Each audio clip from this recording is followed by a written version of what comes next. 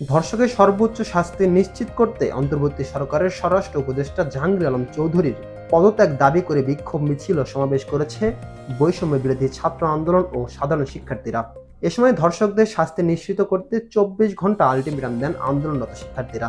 এ সময় এক দফা এক দাবি জাহাঙ্গীর আলমের পদত্যাগ বলেও স্লোগান দিতে দেখা গেছে তাদের।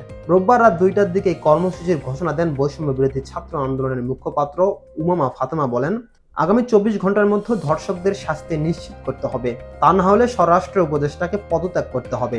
এর আগে ঢাবির সুফিয়া কামাল হলে শিক্ষার্থীরা মিছিল বের করে, পরে তাদের সঙ্গে যোগ দেন শহীদুল্লাহ হলে শিক্ষার্থীরাও। ধর্ষকদের প্রকাশ্য বিচার করতে মশাল মিছিল করেন তারা।